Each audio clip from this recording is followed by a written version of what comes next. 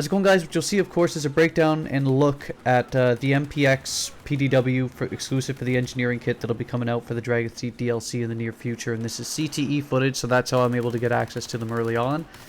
So what, of course, I'll do is break down the preliminary Symptic stats that are subject to change, and I'll give you my thoughts on the weapon. So here we go. First things first, the MPX basically has a damage model of 27 as its max damage, 13 as its minimum. Damage drop-off begins at 12.5 meters and ends at 50 meters.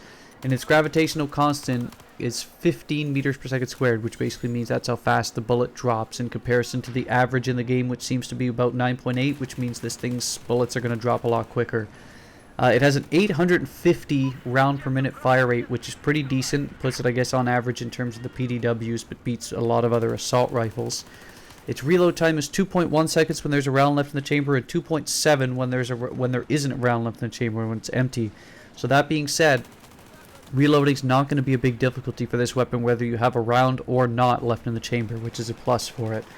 Its muzzle velocity is 340 meters per second, which compared to other guns in the game is low. But when compared to a lot of other popular PDWs, when you look at, say, the AS Val and the SR2, which have 300 and 310 respectively, this has 340, so the muzzle velocity is a bit higher. And the magazine size is 25 plus 1 in the chamber, makes 26 rounds at your disposal. And again, when you compare it to the SR2, which has 31, and the AS Val, which has 21, it sort of splits the difference.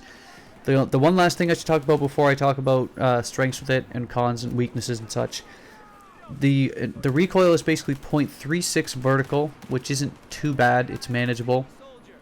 And horizontally, it doesn't have a telltale side to each side because it's 0.3 each way.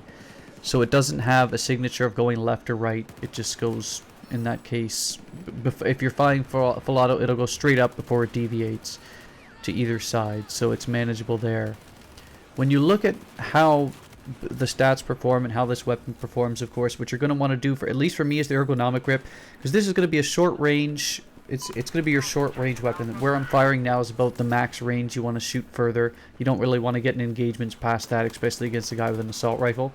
But you could throw on any sight you want. You could throw the laser sight and the ergonomic grip as you stay on the move, hip fire, stay in shorter ranges. You're going to be in good shape with this weapon. But you'll want to tap or burst fire like I am if you're past about, say, 25 to 50 meters, and hip fire exactly like I am there for shorter range encounters. But overall, I would probably use this weapon as a PDW, maybe the SR2. But that being said, in engineers, I almost always use the Ace 52 or the AK-5C as carbines. So I'm not going to use PDWs much. But this is manageable if you actually prefer close range encounters. It's not too bad, but I might choose the SR2 over it instead. Have a good one, YouTube. See you later.